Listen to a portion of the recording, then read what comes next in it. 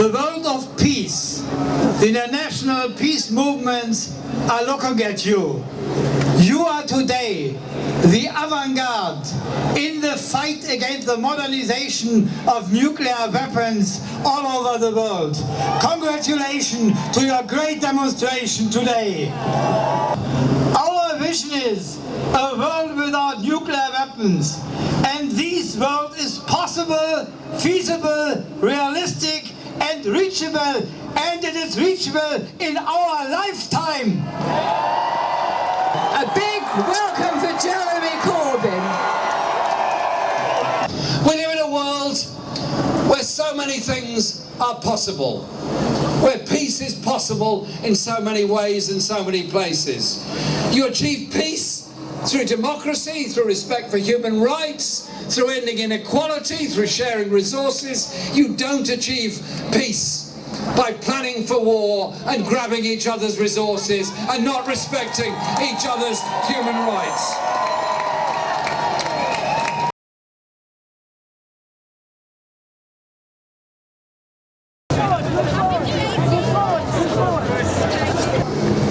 Our penultimate speaker now is Reiner Braun, representing not only the German peace movement but the International Peace Bureau. We've worked closely with Reiner and his colleagues for many years, particularly in our campaigning against NATO. Please welcome Reiner Braun.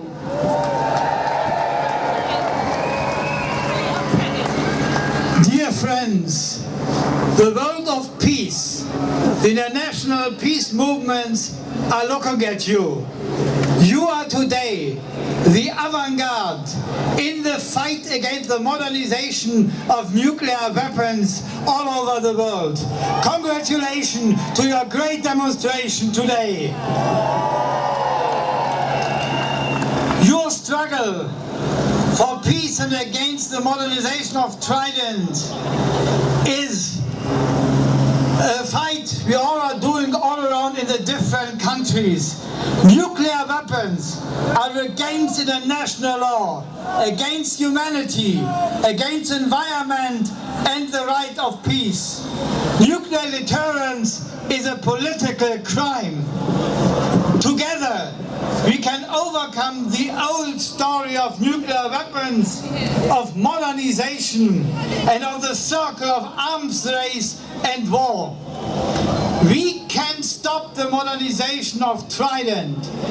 Trident is the weakest link in the strategy of all nuclear weapon countries in the world.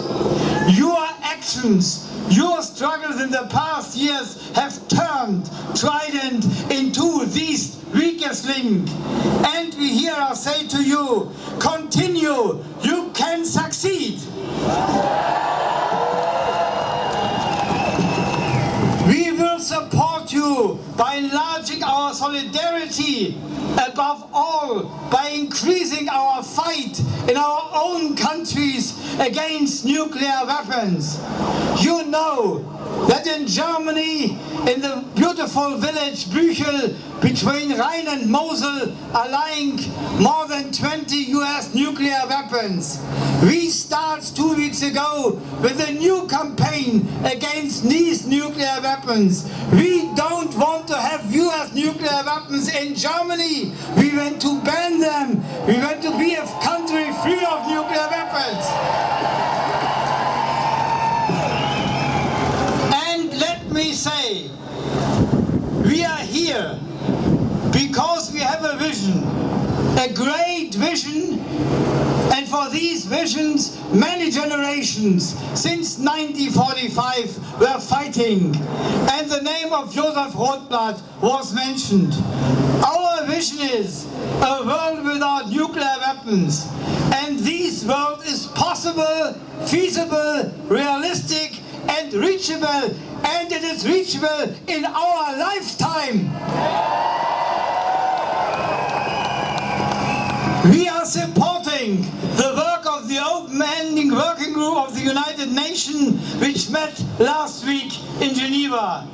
We are supporting the Austrian pledge for humanitarian consequences of nuclear weapons. We are in favor of a ban treaty, but our great goal, our aim, the reality of our visions is a nuclear weapons convention which legally, verifiably and eternally will ban nuclear weapons from our planet. Your demonstration shows by heart and facts, by emotions and words, a nuclear weapons-free world is possible. Let us continue fighting for this big goal. We can be the winners. No Trident, no moderation, for peace and a world free of war and nukes. Thank you.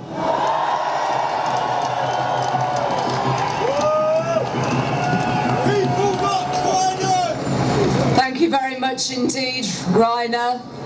And now I'm hoping that the person I'm about to introduce is coming up that staircase there through the crowd.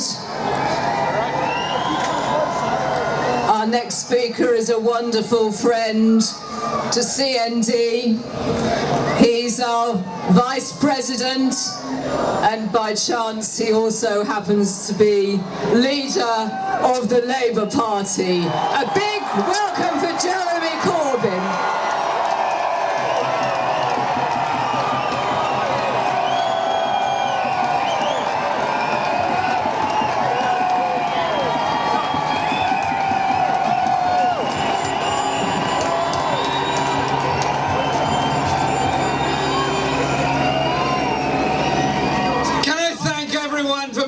Today, Trafalgar Square, as ever, looks brilliant and looks great because everyone who's taken part in this democratic discussion and debate about the future of the defence of this country has a right to be heard, a right to be on the streets and a right to make their voice known before any crucial decision is taken.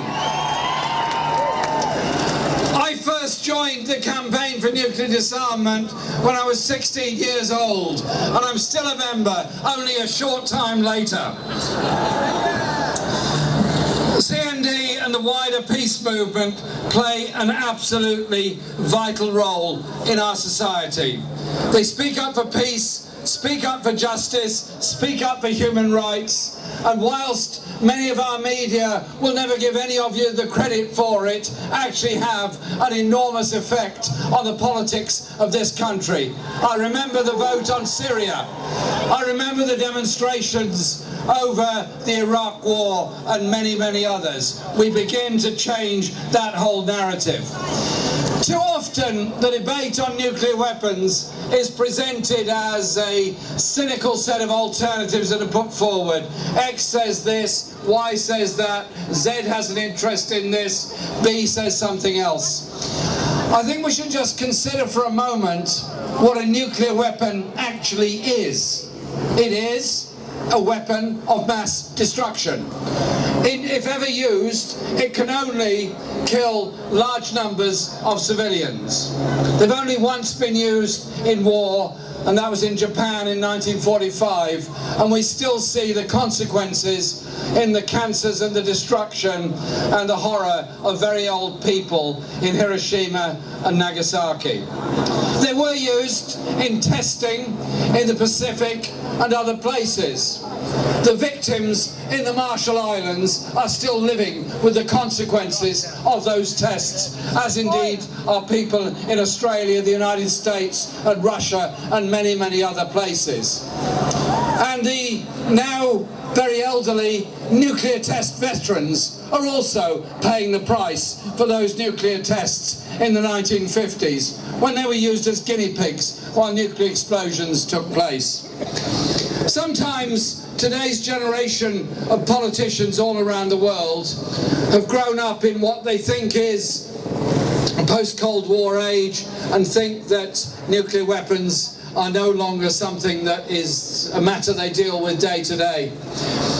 I had the honour of attending the Humanitarian Effects of War conference held in Vienna. I was part of a British peace delegation, and I'm pleased to say at that conference the British and American governments were represented.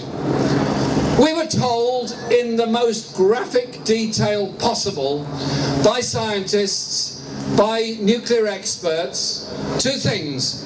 One is how a nuclear weapon explodes, and secondly, what the effects are.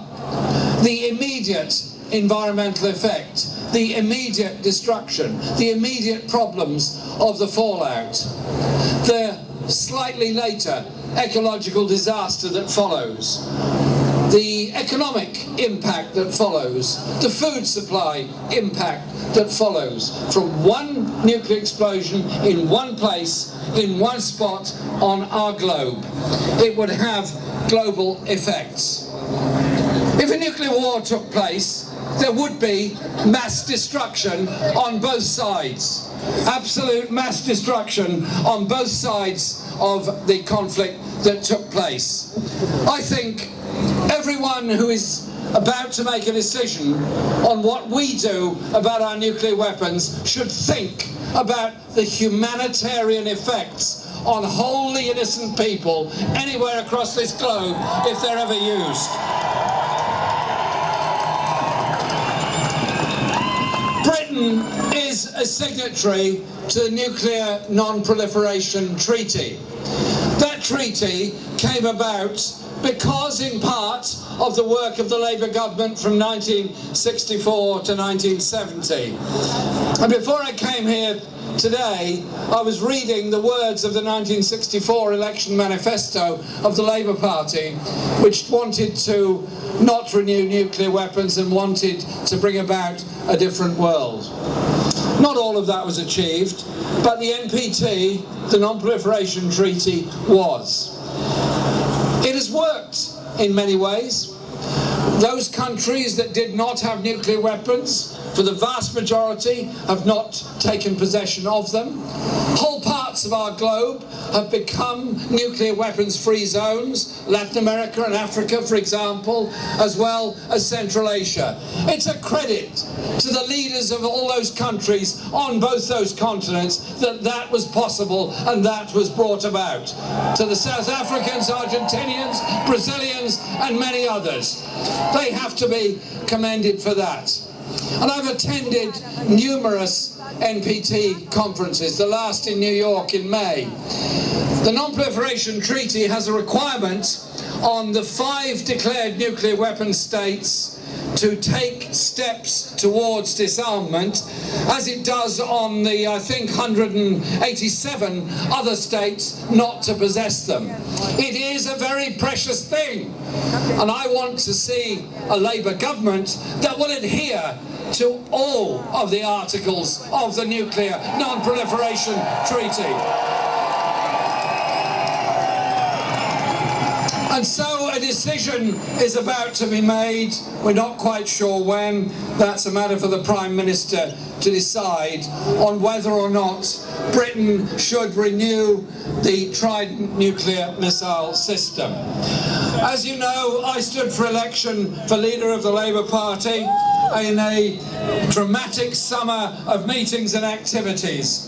And I put forward, not me, a lot of other people, it was a we rather than me style of campaign that we ran. And point 6 of the 10 points I put forward was, if elected leader, I would seek to be replacing Trident not with a generation of nuclear weapons, but jobs that retain the community's skills. And I'm very serious about this point, very serious indeed. I don't want us to replace Trident, everybody knows that. Many of the British public don't want to replace Trident. I hope there'll be more and more of them who don't want to replace Trident. But that's not a reason to make whole swathes of industry redundant or jobs be lost. it's every reason to invest in those towns, those cities, those economies and those skills. So those skills are not lost. They're still working, making aircraft, making ships, making all the things and the high technology that goes with it, they're brilliant at.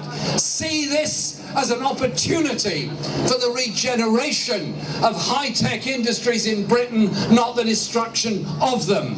We can indeed achieve something very much better as a result of what I would hope would be a positive decision that we don't spend £100 billion on the replacement of the whole Trident system and the submarines and the 25-year lifespan that they would have. I would like to see those resources invested primarily in ensuring we have good quality industry behind us, and after that on the dividend we get from peace.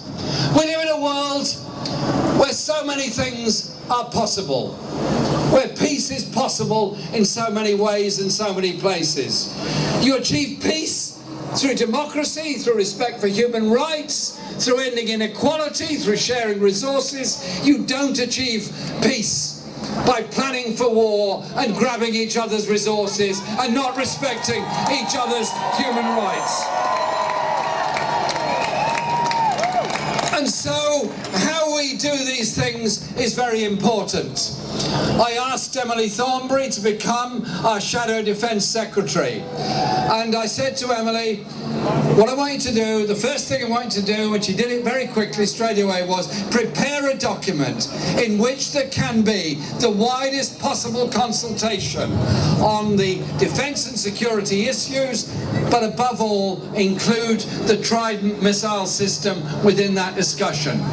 Politics has to be open, and politics has to be an inclusive process. Openness and inclusion are surely what we are strong about, what we're good about, and what brings about real political change. So I want all of you to make your voice heard, put your views forward, put your ideas forward, put your suggestions forward, so that there is a growth, a momentum of that support that shows exactly what we think about nuclear weapons and the way forward. That is how we achieve that change. That is how we achieve political change within this country and in the wider world. We are not alone. There are many people around the world that have stood up to be counted, who've wanted a non-nuclear future for their country and their planet. Some have suffered grievously as a result of that. Many of us have marched for many years and met for many years with the view that we bring about a peaceful world by arguing peacefully for it, putting forward the logical alternatives and showing to people the horror of war and the total horror of nuclear weapons should they ever be used by anybody. Today's demonstration is an expression of many people's public opinion and many people's views. A lot of people said, well, maybe it's utterly irrelevant, maybe you shouldn't really be there. I want to be here because of my belief in a nuclear-free future, because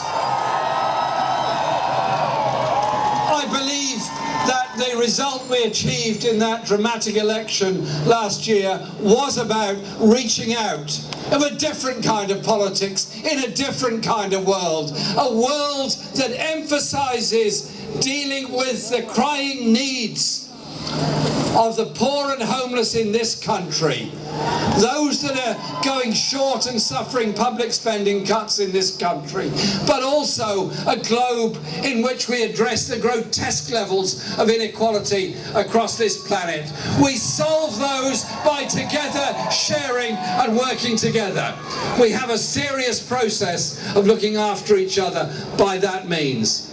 Thank you for coming to today's demonstration. Thank you for showing that you care, and thank you for wanting a peaceful future for this country and the rest of the world. Thank you. Okay, Kate, what do you say at the end of this beautiful and fantastic rally? Are you happy with that? I'm absolutely delighted. It was a real expression of popular opinion against Trident nuclear weapons. People came from every walk of life, every part of the country, every age, every community. It was a real enormous cross-section of British society, overwhelmingly opposed to Trident. And of course we had leaders here on the platform from the faith communities, from the trade unions very strongly, and of course political leaders. The leader of the Scottish National Party, the First Minister of the Scottish Government, leaders from Wales, messages from Northern Ireland, of course from Jeremy Corbyn, the leader of the Labour Party. So real powerful stuff. You know, what do you think, how you can continue this campaign to be at the end successful? Well, we're stepping up the pressure. This is the beginning of a real escalation of pressure, because this year in Britain there will be a vote in Parliament later this year on whether or not to replace the Trident nuclear weapon system. That's the context for this powerful display of opinion. So we're stepping that up until that vote takes place and beyond if necessary. And what do you expect from the international peace movement? We expect the international peace movement to give us every support that they can, because as you yourself said, what happens here in Britain, this is what will have a big impact on the possibility for change globally. So we want as much support as we can. We would like you to lobby your governments to put pressure on the British government, as well as directly writing or contacting or protesting at British embassies. So everything you can do to make our government understand that the international community is against Trident as much as the people of Britain. Thank you. Now you need a cognac. Thank you, I do. Diese Demonstration gestern in London war sicher fast einzigartig. Wo auf der Welt gibt es heute 70.000 bis 80.000 Menschen, die für die Abschaffung aller Atomwaffen demonstrieren? Das Ergebnis einer umfassenden Aufklärungsarbeit des englischen CND, der Campaign for Nuclear Disarmament. Eindrucksvoll, jung, begeisternd, offensiv, eintretend für eine atomwaffenfreie Welt. Diese Demonstration zeigt, dass große Friedensaktionen auch in der jetzigen Situation möglich sind. Sie zeigt aber auch, was notwendig dazu ist. Notwendig dazu ist als allererstes das einheitliche Handeln der Friedensbewegung und sich auch nicht ablenken lassen durch Propaganda. Und die ist in den letzten Wochen über den CND hier in England ausgeschüttet worden, wie dreckiges Wasser in die Themse. Das Zweite zeigt eine umfassende Koalitionsbildung mit ganz vielen Organisationen, vor allem die Gewerkschaften ins Boot zu holen. Und es zeigt die Notwendigkeit, auf die Veränderung des Systems in der Parteienlandschaft zu reagieren, die vor allen Dingen durch die Wahl von Jeremy Corbyn als Labour-Vorsitzender deutlich geworden ist.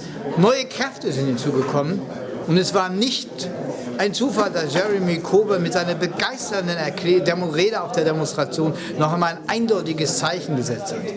Die Mehrheit der Abgeordneten der Labour Party ist noch immer nicht für die Abschaffung von Trident. Aber sie werden sich einem ungeheuren Druck fügen müssen und damit für einen Wechsel der Politik der Sozialdemokratischen Partei Großbritanniens eintreten. Was beispielhaft sein kann, auch eine Veränderung auf dem Kontinent in Richtung von Schaffung von neuen Linksbündnissen auf einer klaren Antikriegsposition.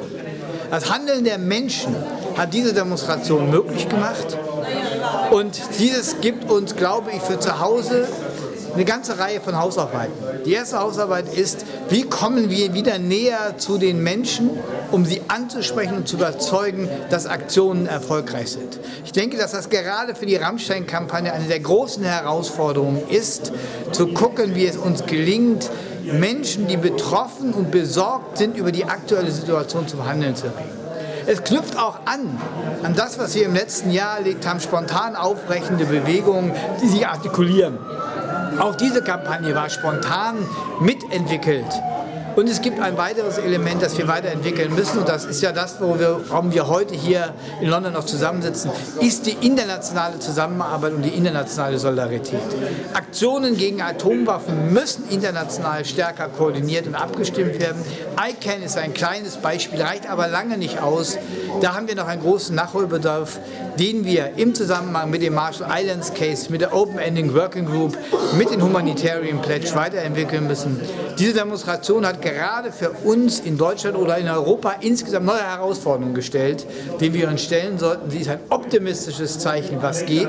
Sie stellt aber auch neue Anforderungen an uns. Ich hoffe, dass wir in der Lage sind, die in einem sehr solidarischen Diskussionsprozess in der nächsten Zeit zu bewältigen. Mehr Aktionen sind notwendig, dass sie möglich sind, hat London gezeigt.